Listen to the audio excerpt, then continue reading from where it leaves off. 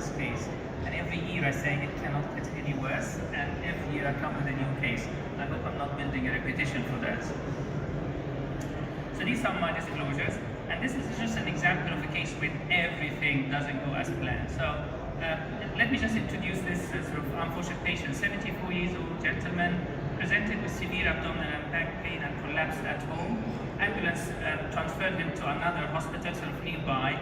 His blood pressure at presentation was 70/40 with a heart rate of 120, but he was talking and well celebrating.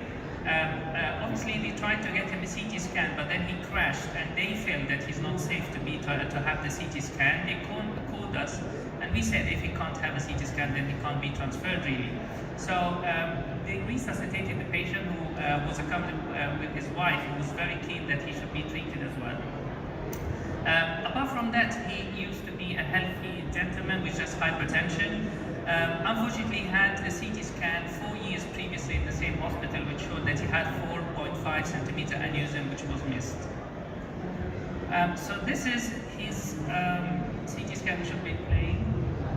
So this is the CT scan when he was stable enough to have to go to the scanner. And what you would see is that he has this large juxtarenal aneurysm with a large retroperitoneal hematoma with some very adverse neck features. Apologies, for some reason it's going slow, but the rest of the thoracic aorta didn't look of any concern. You will see that the hematoma starts to appear on the left side, and it's almost displacing the left kidney. Both renal arteries come just from the neck, which is very angulated, and the aneurysm itself is surrounded by this large hematoma. Then you can see that you can't really see the contrast. This might be because of the low cardiac output or the timing of the CT scan. However, on examination, when he arrived to our hospital, he had a palpable right femoral pulse as well. We were not sure about the left side. After the CT scan, the anaesthetist in the local hospital felt that it's unsafe to transfer him. Had long discussion with the patient. The patient was very keen. I would like to be resuscitated and be transferred to our hospital. When he arrived, he had a systolic pressure of 80 or 50 without inotropic support, and he was talking. We had a discussion with the anaesthetist and everyone around regarding the associated risks, including that the fact that we would probably have to chimney one renal artery, cover the other. So if this doesn't work, he might be dialysis dependent, and obviously the associated perioperative cerebrovascular event, including myocardial infarction. However, the patient was very keen to have the treatment, and at that stage, you know, when you see the patient and something inside is saying, this is not a go or don't do it, but you can't put your finger on something to say, I can't do it because of that. So we decided to go ahead. The plan was to do an EVAR with a right renal chimney and the local anesthetic, if we can, as long as we can. In terms of access, the plan was to get left femoral access, because we felt that he would probably need intra-aortic balloon to maintain the pressure, right femoral access for the main body, and we had a right brachial access as well for the renal artery stenting.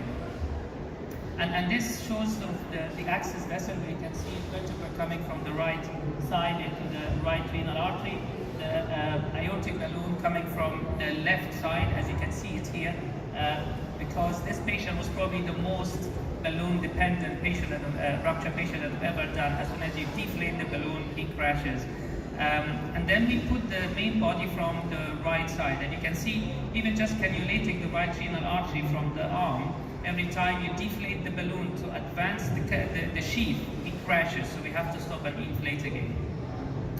Anyway, somehow we managed to deploy the main body and chimney the right renal, covering the left renal, because we felt the left renal is the lower one.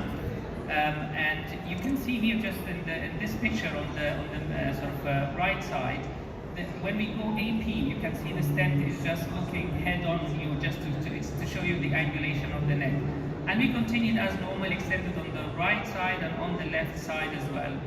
And when we did the final angiogram, we couldn't see any extravasation. There was some flow in the left renal artery, which we didn't mind, but we couldn't really see good flow in the right renal artery, which is the main target that we wanted to preserve. So we went from the sheath that we left in the right renal stent, and we did an angiogram. And essentially what you can see is that probably we're too long in the renal artery, and the stent is headbutting a curve of the right renal artery. So at that time, we thought, okay, the patient was still relatively stable. Let's try to extend with an uncovered stent just to nicely take the curve. Which my colleague who was working from the arm really didn't take him more than 5 minutes with tried to use an angled sift removal, wasn't available, so he used a straight sift removal with a vert to direct it. We had literally 30 seconds, we're in, and we extended with an uncovered stent. And this is the angiogram that you could see here. So just for you who are not familiar, what happened is that this stent now is in the right renal vein.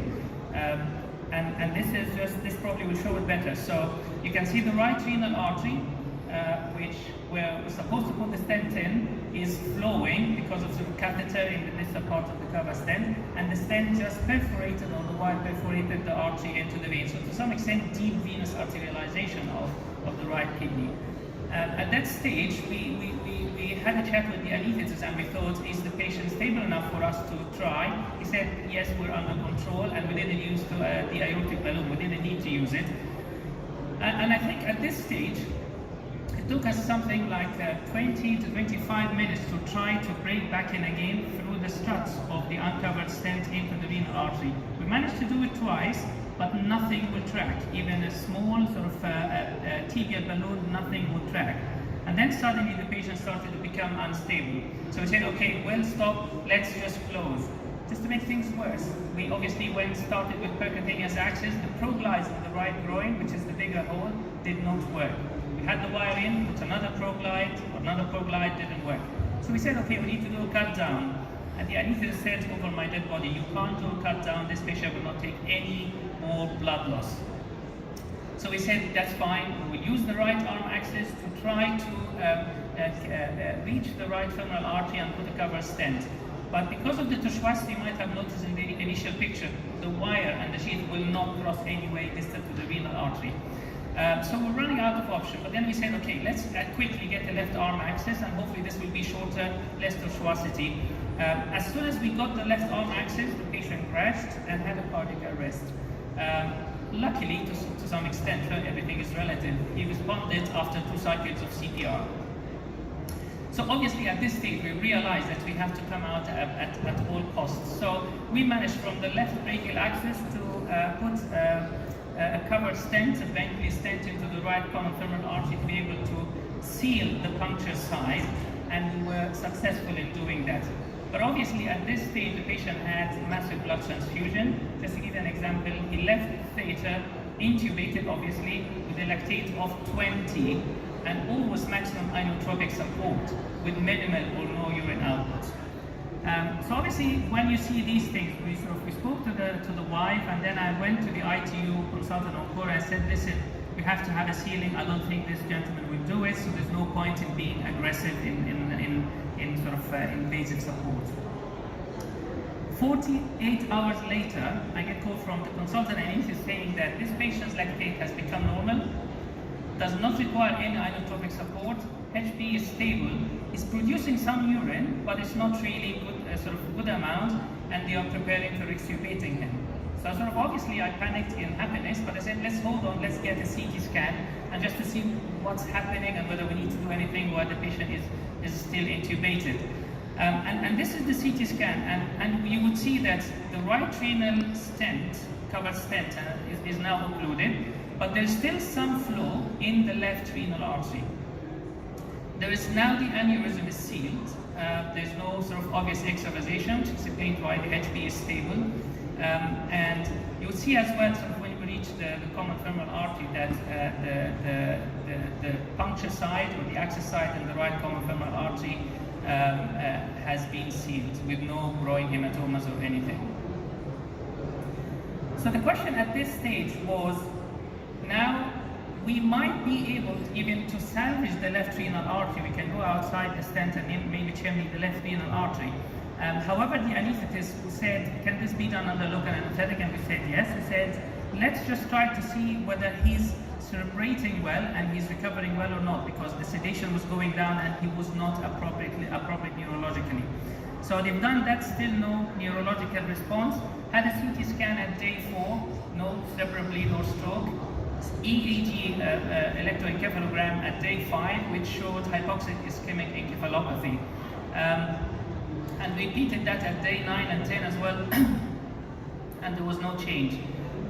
Obviously, sort of his off-inotrope sort of can be severe, but obviously because of the neurological status, they had a chat with the family, and they said the patient wishes will not be sort of to become dependent like this. So withdraw support. So reflecting on this case, there are lessons to be learned, but in my mind there are actually more questions. The first one, should we have started from the beginning or not? And it's very difficult to say, no, we're not starting if the patient is celebrating, talking to you and saying, I would like to have it treated. Sometimes enemy of good is perfection, and maybe it would have been better for us, instead of trying to perfect the renal stent, just to stop. Take him off the table and maybe come back at some stage. Everything is easy in retrospect, but this might be an option. The other question as well is that when we had the follow-up CT scan, if we tried to preserve the left renal artery again, or sort of the left kidney, would that have made a significant difference or improvement in the final outcome or not? No one can tell.